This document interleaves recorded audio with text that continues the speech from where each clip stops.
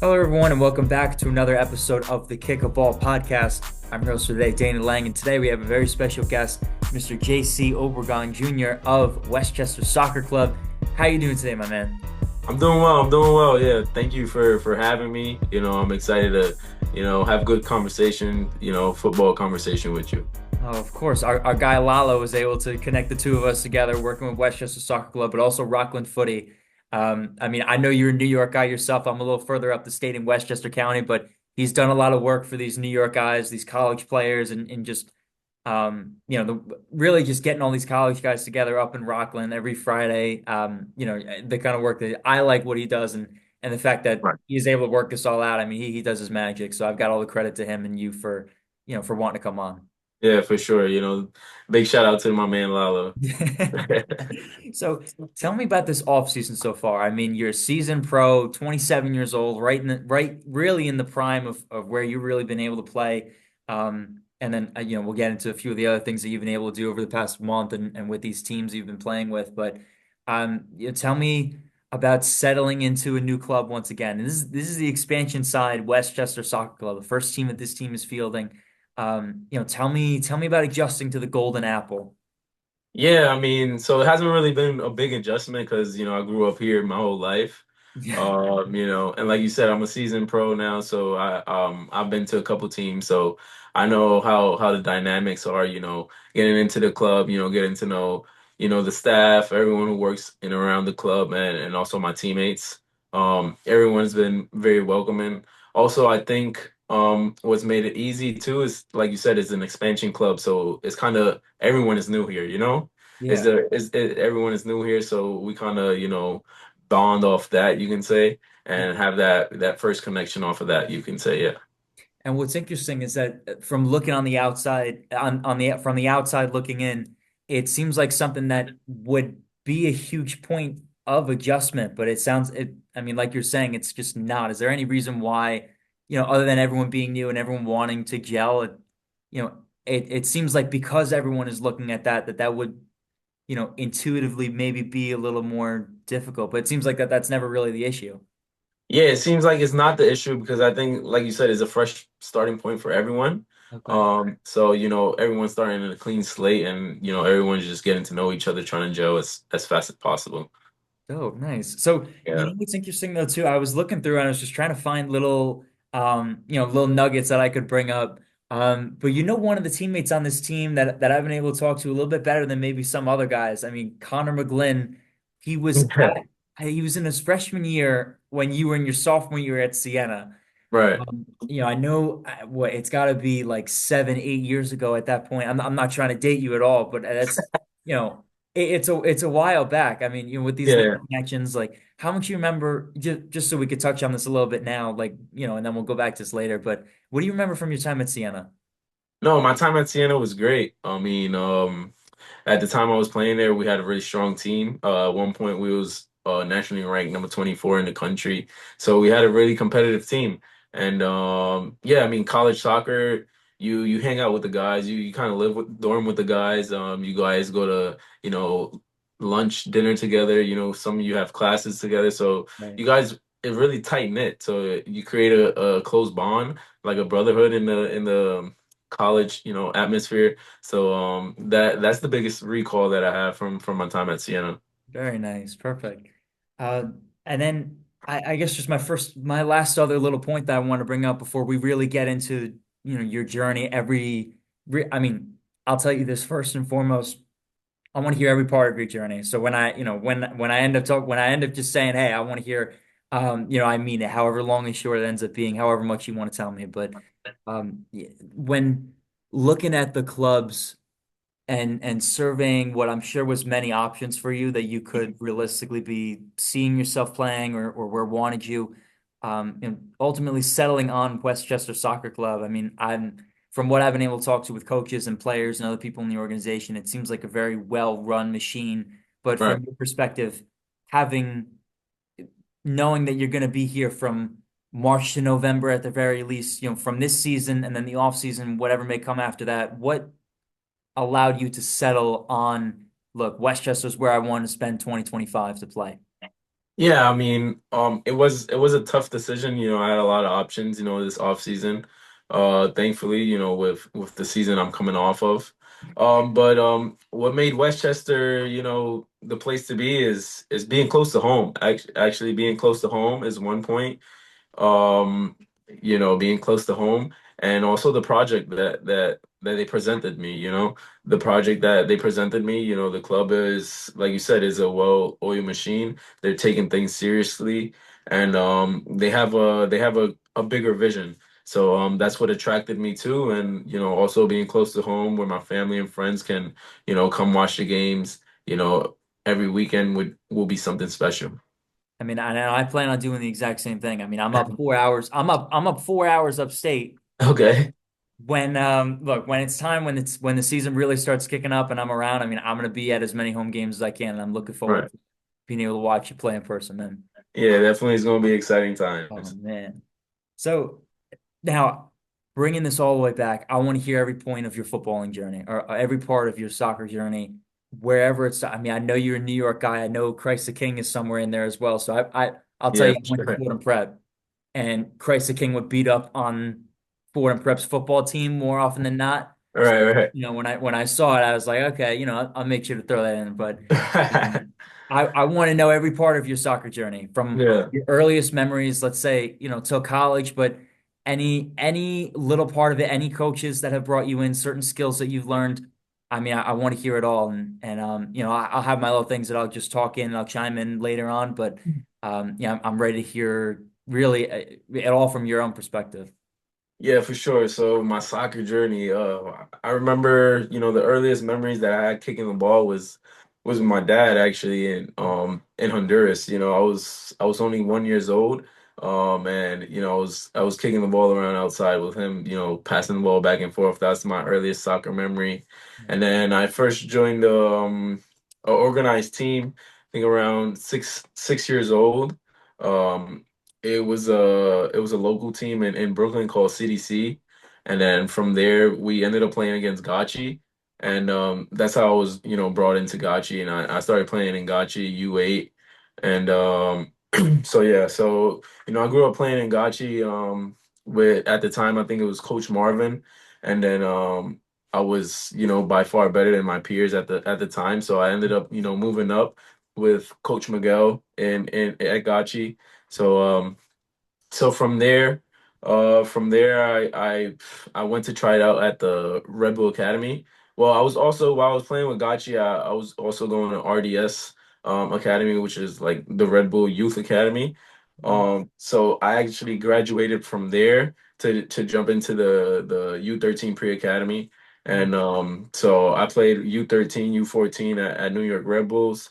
And from there, it was tough for my family to make the drive from Brooklyn all the way to New Jersey, back and forth for training, every day. So that was tough, So obviously we had to make a decision to come back closer to home.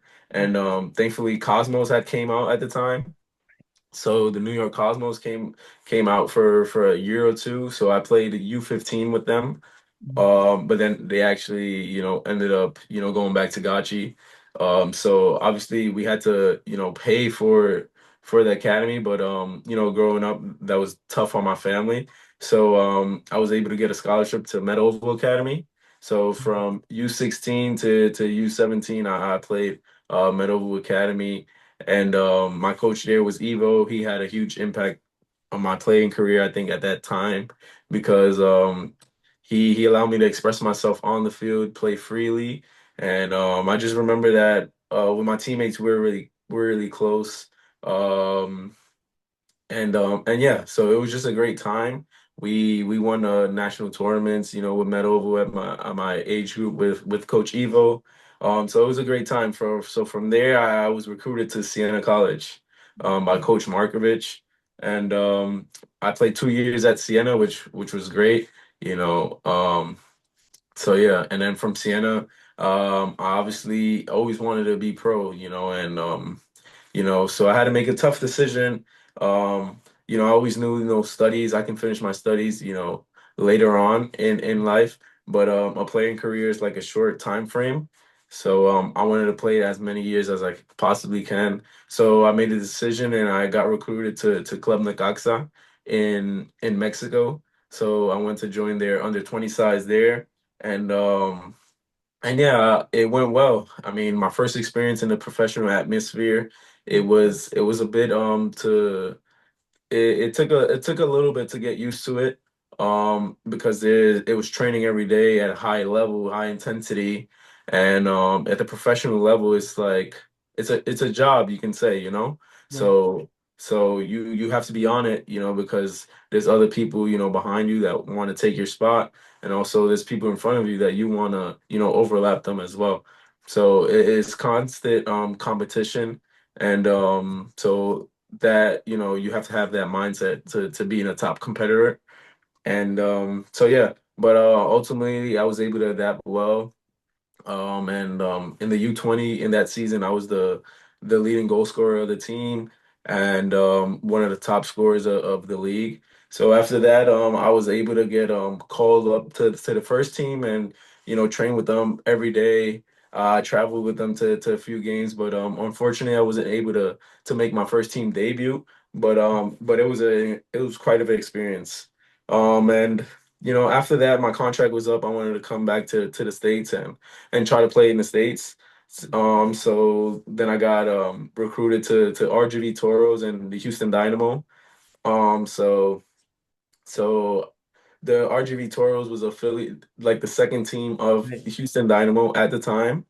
So that was a great experience. And in my debut, actually, is a memorable experience. My debut in that game, I actually scored. I subbed on and I scored like 2 minutes later. So I was able to have a dream debut, with RGV. And the following season, I was able to, do preseason with Houston Dynamo. And the coach was Tab Ramos. So it Yeah. was, it was a great experience, Right. for him to give me that opportunity to be with the first team, have that, MLS experience. And I played a preseason game with them. Mm. And I was actually, I was awarded a penalty in the game, so I performed really well.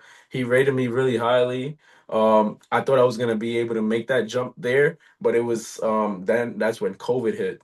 And yeah, so actually through that time, I was actually getting called up to the Honduras under 23 team. Right. So we were preparing for the Olympic qualifiers. And then so yeah, COVID hit. And actually COVID hit when I was with the national team. We're in Honduras getting ready to leave to Costa Rica to play some friendly games. And yeah, everything just stopped. We got the call that, everything is being postponed due to further notice because of COVID. So I had to, get a flight back the next morning to RGV. And I think COVID, like I said, I thought I was like Tab rated me highly, and I thought I was gonna be able to make that jump. But I think unfortunately COVID, took a toll on that Right. because I wasn't able to go back and forth with the first team anymore. Like I had to stick with the second team, RGV Toros. Mm. So then after that, my contract was up, and I had other options in the USL Championship. But I was waiting to see if, I was gonna be able to get a preseason invite with an MLS team. But unfortunately, like that didn't happen. It's tough, so that didn't happen. But so I ended up signing with Hartford Athletic, and that was a great time as well because I also got called back up to the 23s, Yeah. the Honduras national team, and I went to compete in the Olympic qualifiers, and that was quite an experience as Yeah. well. In the Olympic qualifiers, the most memorable was scoring against the U.S. To qualify to the Olympics, and that's something like I still remember to this day. It relives in the back of my mind. It was just a unreal, surreal experience. And then, so yeah, in Hartford Athletic, my time there was great. I played 2 years, and by the time my time was done there, I was the all-time leading goal scorer. So, Pretty the good. fans, they really brought me in. Everyone who worked around the club, was really nice towards me. So my time there was really special. Also, I was somewhat close to home, so my family was able to, come to the games, every home game. So that was special as well. And and yeah, so I ended up getting called up to the Olympics as well. And then that was, top, for me, that's the proudest moment of my career representing Honduras in the Tokyo Olympics. I think that's the biggest sporting event there is, the Yeah. Olympics. So it's all the best athletes in the world, and to be part of that for me was such a proud moment. And and then I was able to score against New Zealand too, so um, that was surreal as well. And yeah, after Hartford Athletic, I wanted to just make a jump in my career, and so I went to Club Motagua, which is a powerhouse team in the first division of Honduras. So it went well as well. I was there for 6 months. It was a short amount of time, but it went really well because I got to experience, playing against Pachuca and playing against Tigres in the CONCACAF Champions League. So I still remember to this day playing against Tigres in the stadium, in the Tigres stadium was, 80,000 fans, nonstop singing throughout the whole game. So that was a unreal experience, and it's something I'll never forget. Then after my time at Motagua, I came to Pittsburgh Riverhounds in the championship again. And my time there was special too. Coming in mid-season was kind of tough because obviously the team is, pretty much, in mid-season form. But I still had a huge impact. I still had a huge impact. I was scoring goals, coming off the bench, important goals, game winners, and I helped the team win the Players Shield, which is finishing first place in the league, and so that was memorable as well. And then after that, last year I signed for Charlotte Independence, and where it was a unreal season. I scored 20 goals. Uh, it was the best goal scoring year of my career, and I was able to get the a full national team call up and make my debut against Trinidad and Tobago in September. And then I was also to get called up in November to play against Mexico. And that was a unreal experience as well. And I won first team all league last year. And, now I'm in Westchester and I'm looking to, you know, have an even bigger year than I did last year. So firstly, I'd like to thank you for bringing me through every little point. It seems like it gets to a point. I gotta imagine it's hard for you to remember every little stop at a certain point.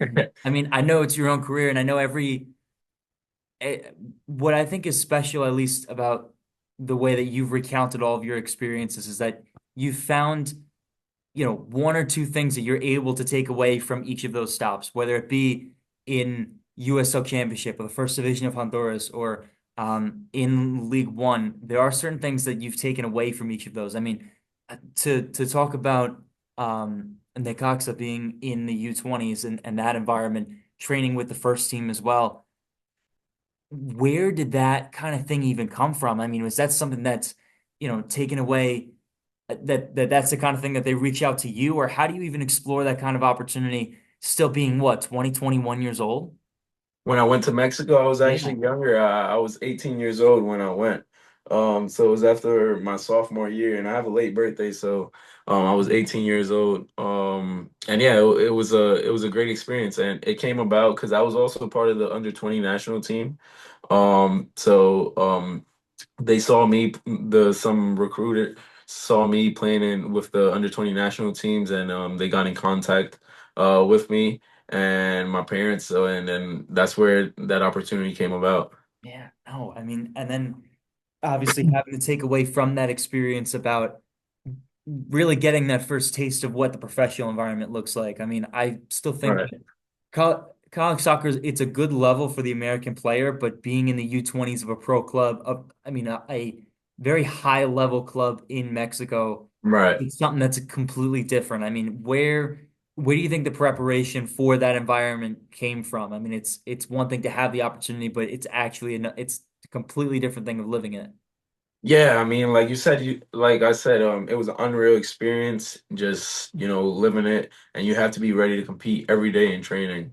Compete and fight for a job, fight to be in the 18 and then fight to be in the starting lineup. Um, and I think that's where the mentality came from.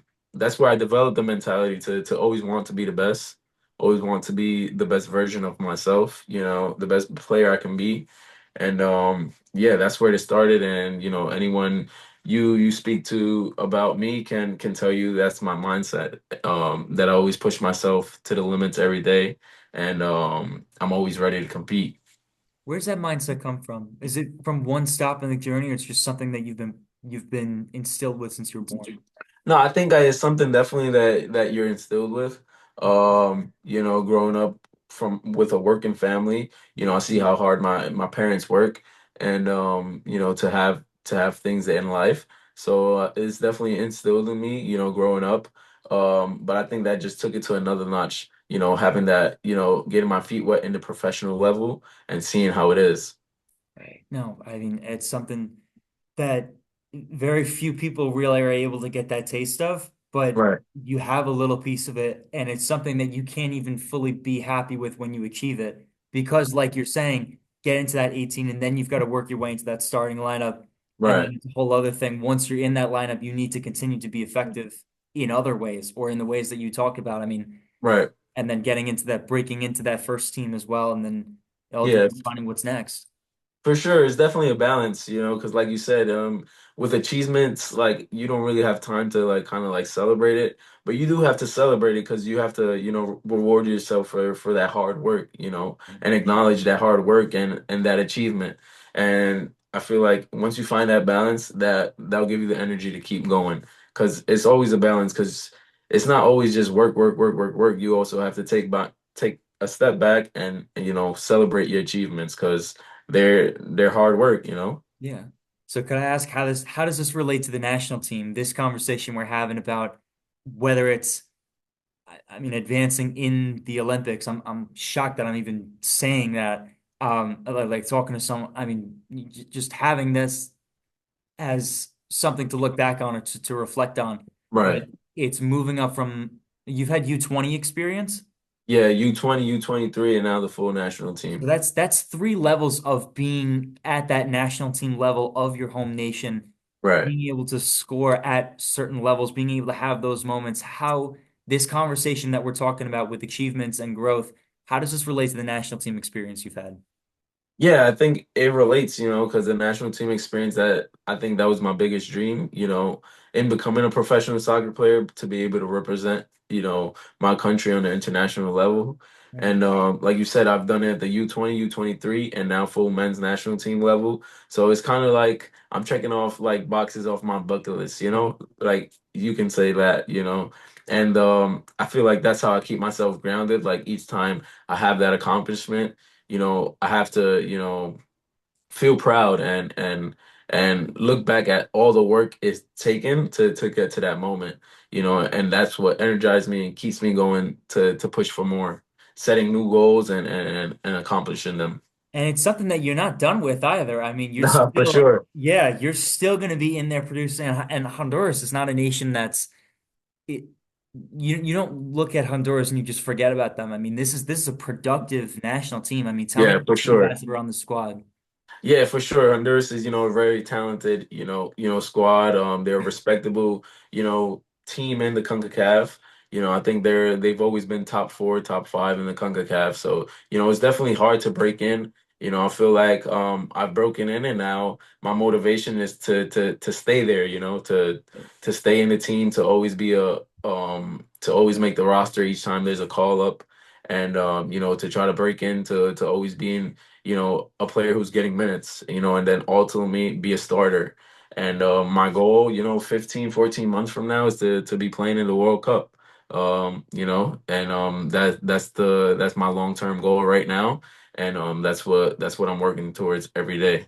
It's just something else that you're able to add to this this work ethic and what's been instilled in you since you've been born. Now moving into, okay, well, exactly like you're saying, you've got this longer term there's the Westchester season, but there's also let's Right. go play in the World Cup. Let's bring Honduras to this national stage where people put us on notice. Right, right, right. Yeah. You always also have to have, short and learn long-term goals. Mm. And I feel like that's what keep you going and keep you motivated. And yeah, it's not just about being motivated because motivation goes and comes, but you also have to be disciplined and I feel like when you have that discipline, you work hard and chop day in and day out to accomplish those goals. So what do you think? What ultimately is the value of having shorter term goals in your opinion? And how do you set achievable short term goals, continuing to stay consistent and determined, to where you're not constantly looking ahead to 14, 15 months in the future or November come playoff time, let's say for the season. Yeah, I think so. It starts with a long-term goal. You have a long-term goal, and then you set short-term goals that would ultimately allow you to reach that long-term goal, if that makes sense. Yeah. So so yeah, like for example, my long-term goal is playing in that World Cup, and short-term goals is like being a starter for Westchester, being the number one forward for Westchester, scoring, let's say in the month of March, scoring 4 goals in March. That's another short-term goals, and for example, leading the league in goals, winning the Golden Boot, being first team all league, winning a championship, all those are short-term goals, which will ultimately allow me to reach that long-term goal. Perfect. I appreciate you giving me that insight, though. I think that helps me see. And I mean, this isn't something that just developed this last year. I mean, we look at Right, Hartford Athletic, the success that's gone on there. I mean, you're the first double-digit scorer in Hartford Athletic history. That was right, right, right, I'm, and I don't know how much that those kinds of things still stick with you, but when you hear that, it obviously was something that came up really right away where you recognize. I mean, tell me about. And I know you've also discussed the how much that Hartford has welcomed you into that system, both the fans and the club. But looking back on that experience, and that really being your first touch into championship, into really into USL play after RGV. right. I mean, tell me about how Hartford, how much you think that Hartford was really able to get out of you during that time. I think they were able to get out a lot out of me actually. Like I said, I was like you said, I was the first double digit scorer. So that's something that not many people do, and it's for a reason because it's difficult to accomplish. So, I think they were able to get a lot out of me, for sure. And like I said, it's nothing but grateful for my time there. And I'm sure the doors are still open there, and who knows, maybe in the future, we can reunite. No, and I definitely don't think I mean, you could say it because it's your own experience, but if Right, if my opinion on that's any a weight in the bucket, I definitely think the door's open for you moving forward. right, for sure. Again, that's the outside looking in. I don't know the business. I don't want to be commenting Oh yeah, where I'm not supposed to. You know what I mean? Like I told yeah. you before, I'm not into the investigative nonsense. But so. And then I guess I really want to look at the Charlotte year as a whole, though, too, because I Okay, think that's what really I mean, because this past year was when I really started looking at League One ball, watching these college guys make that move into the season. This right, upcoming year will be another big year for League One. But I mean, I think you really put a lot of people on notice when watching this past Charlotte Independence year. right. It was you and Luis Alvarez. Tell me about a bit of that 1-2 punch that you guys were for the Independence this past year. Yeah, for sure. So Charlotte Independence, like I said, it was a great year. Um, and it's kind of everything kind of just like clicked, you Yeah. know.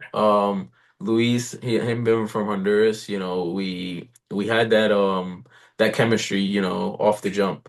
Yeah. And we also had a, solid team as well, supporting cast that helped me, you know, um helped me excel on the pitch. So I remember my goal scoring pre came, in a U.S. Open Cup game against Rhode Island. Yeah. Um, against Rhode Island. I scored a brace against them, and from there, I never looked back, and I was pretty much scoring, every game, and and that was my goal going into every game, actually, to go in and score and help the team win. And I was able to do that all year long. Unfortunately, we came up short in the playoffs, but that's soccer. And yeah, but my time there was unbelievable, especially what helped me from the start was the coach Mike Jeffries. He really welcomed me, and like I said, he allowed me to play freely and express myself on the field, and I feel like that's when I'm at my best. And I mean, you could look at some of the other moments during that season too. I know there's one match that comes to mind against Chattanooga Red Wolves, being down two and then going ahead and winning by two goals in 3 minutes, Oh yeah. the Independence. What do you remember from that match? Yeah, so from that match, I remember, it was an odd start to the game because we conceded 2 goals in 10 minutes. So we were down 2-0, early in the game, Mm. and I was thinking, wow, what is happening? And and yeah, no, slowly but surely, we started to turn the game around. We became dominant, and yeah, I was able to score a brace in that, to help us come back and win the game. But for sure, that was a crazy game with a lot of goals and a huge turnaround. I mean, your right foot, your left foot, whichever one ends up being that dominant side, trying to be able to pick a corner in the box. I mean, one another moment that comes to mind. This is the Jägermeister Cup against Forward Madison. Okay, the free kick. Yes. What I mean, tell me about the decision making there. I mean, there obviously was an opening where you Yeah. knew you'd be able to put slot it in. Take me through that sequence. Yeah, so I set the ball. I took the steps back. Mm. I was focused, and I saw where the goalkeeper was positioned, where the wall is positioned, Yeah. where other players were positioned, and I saw that opening, like you said, that I was able to curl it into the top corner on the goalkeeper side, and I knew if I had got enough whip on it and up and down on it, that it will go in, and I was able to put it in that top corner. So tell And me, it was one of my favorite goals of this year, actually. and I don't blame you for it. That's completely justified. So, um, and I guess here's another question, just about not about a particular moment, but the two that we've talked about, the presence that you have, at least goal scoring, being that nine for the team, being able to be reliable, being able to be that guy, Yeah. for a squad. Is goal scoring? Do you take an analytical approach to the goal scoring where you're able to size up the opportunities so much, or is it just um you're able to see something that you like and you're able to take that chance? I mean, what's your approach to being, the prototypical nine that you've been able Yeah. really to be in USL? Yeah, I think for me it's a combination of everything, like analytical, studying your opponents, and it's also just repetition, getting used to scoring goals, like starting in training. Even in training, in every small sided game or 10v10 that we have, inter squad scrimmages that we have, I try to score, and just to get used to it, because for me, goal scoring is like a habit. It's kind of like everything else. Like once you're in the habit of scoring goals, you know that you have that click. And definitely there you look up the analytics and you try to put yourself in position where you have higher percentage of scoring goals. So that's that part. And then studying your opponents and seeing how and where you can do damage and where there can be that opening, to scoring goals and just, trusting yourself, trusting the training you do in and day out and going out and executing Right. in on game days. Yeah, I think it's this perfect mix that I think you've really been able to master, at least just from, again, from the conversation that we're being able to have. But I'm curious more on the analytical perspective, not to hit so far home onto this, or trying to reveal anything, but vaguely and just generally across your career, where do you think did you realize that was the most, or no, not the most important, but an important piece to production at the professional level? Was there a certain coach that had this conversation with you, or it was the reputation of, or excuse me, the repetition of being able to take certain shots, ones that you liked and ones that you didn't like that you wanted to stay away from? Where'd it come from? Yeah, for sure. Different coaches have different analytics and percentage that they show you of where the most goals, come from. So that kind of always just sticks with me. And like say, for example, in the box, is you have a higher percentage of scoring a goal from in the box than outside the box. Right. So just have the repetitions in the box, quick decisions, one touch finishing or touch out of my feet quickly and striking it, just getting shots off inside the box as quick as possible and as clean as possible and putting them always on target. That was a big thing that at my time in Hartford Athletic, Coach Harry Watland, he's a English coach. It's something that he instilled in me in my time there, every shot on target, because if it's on target it has a chance of going in. Make the keeper make a save, and if it's on target and you hit it cleanly low and hard, more times than not it will go in. And that has stuck with me since then, and every time I'm in the box getting a shot ready, have that in my mind, on target, on target.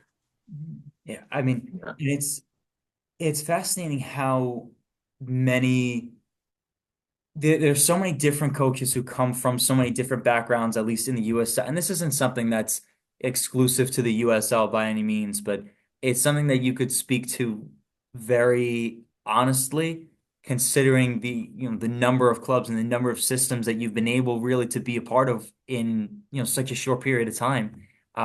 You've got English and Irish coaches all across. You've got your national team coaches. You've had the American college system. How do you make sure that you're able to take the input in from so much of this information, but also figuring out what's going to work for you and what are the things that are going to make you the most productive? Yeah, for sure. I think, like I said, it's just balance, taking out everything, all the things that, um, that I can do or that help my qualities. So, like, for example, like I said, on target, in the box, just always being focused, being calm, and, trying to get the shot on target. Just implementing all the different ideas and wrapping that around to the qualities that I have as a player. I think that has been the biggest point, and that I've been able to do, as of so far. No, yeah, and it's something that will continue to move forward really through the rest of your playing career, I think. I mean, I know you've got no other ambition of just keeping it up. Right, right, for sure. Definitely. I think I'm heading into the prime of my career, like I have bigger goals and long-term goals that I want to accomplish, and that's what keeps me going every day. Oh, for sure. One other thing that I'll mention though too before we, look a little bit further into the scope of what 25 could look like. But you not only you seem to always be able to put a shot on target, but your celebration after the fact always seems to be something creative or different every single time. I mean, uh, is it? And I know this isn't something that's always planned, but it's always an idea that just comes up. But there's always whether it's a knee slide or being able to bring out some sort of celebration. What goes through your head? What just to have a little silly thought before we talk a little bit more about the football. Yeah, so celebrations is kind of just comes natural, honestly. It is kind of like a natural reaction of how I'm feeling in the moment, you Right. know. So yeah, I don't really do much planning going into it Mhm. unless like I'm watching a game, beforehand, or like I remember last year I've done the Bellingham celebration. Like I Right. saw him and I thought that was really cold. So I was like, oh, next goal I score, I'll celebrate against like that. And Right. I was able to do that against Spokane, or like the knee slide, like you said, in against Richmond. It was a nice grass pitch. The pitch was watered, so it was perfect for a knee slide. So I was like, I'm doing a knee slide. Perfect. And I remember Mbappe scoring and then him doing the his signature celebration. So that kind of, inspired me to do that too after I scoring against Tormenta. So it comes natural, or if I see somebody doing a celebration that I think is nice, then I go in and get inspired by it. Very nice. Perfect. And I know I knew I wanted to just ask. I had it written down. I was like, is this too? whatever to answer. Is this too much like, oh, Yeah, 19-year-old kid wants to see what goes through a professional soccer player's head? But yeah. um, you know, But I'm I have been thinking, I've been scoring a lot of goals lately, so I do want to come up with my own signature celebration, right. something that, can, inspire the younger generation. Of So course. we'll see what I can come up with You this year. you got 1 million people in Westchester County, and 4,000 are going to be at every single match. You're going to have a few kids that are going to want to see what you're thinking of. Yeah, for sure. So I have to come up with something good, something catchy. Look, I'm gonna talk with Lalo too. I'm gonna see if anything comes up tomorrow. But it's your decision. I could Yeah, talk all I want, but it's gotta be your celebration. yeah, for sure. So, with to go back to Westchester and what's potentially to come without, speculating and nothing else, because it's silly to, think what March 8th could look like in the first match without having been there. We're still far away enough to where there's still a lot of growing for this team to be able to do more meshing together, more Yeah. practices, more preseason. With, more and more of this journey, the days just counting down to opening day with the start of a new season, how ready are you to get back after it?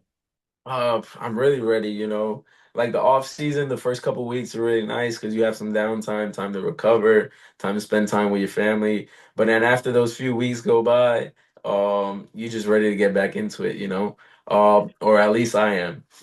But yeah, so I'm so excited to for March 8th, and it couldn't come any quicker. And I think that we have a mindset as a club for March 8th to set a statement. I think that's a statement game. Is the first professional game of Westchester Soccer Club, Yeah. and we want to start with a bang.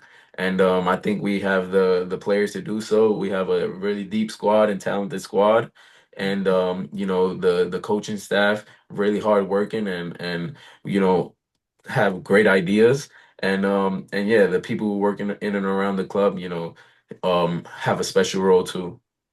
So tell me about how this all ties into Coach Carton's vision. I mean, I've heard so much about really just taking it one session at a time and the methodical buildup, similar to Yeah. how you talking about the small goals and making sure that each one ends up, parlaying into the production and the team success.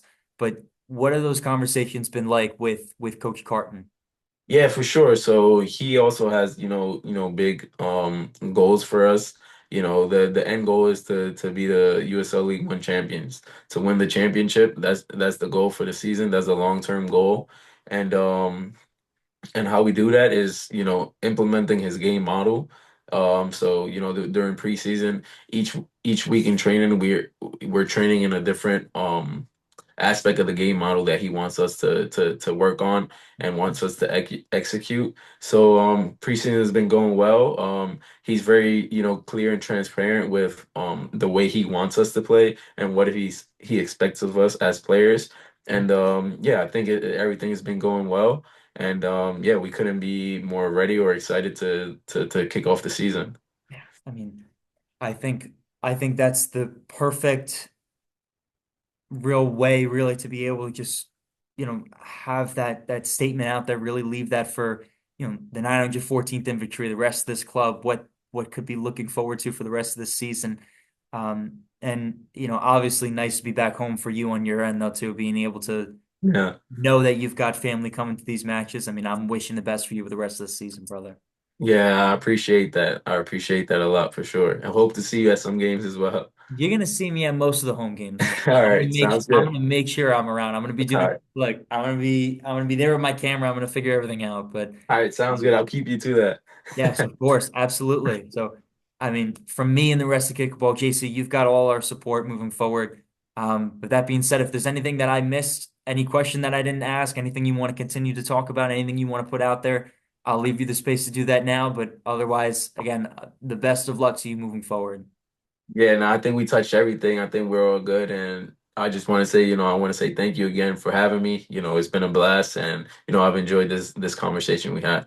No, I really appreciate that. We're gonna see each other this summer, and I'm looking forward to it, man. All right, sounds good. I can't wait to see you, my man. Of Take course. care. Yes, I'll see you soon. All right, see you.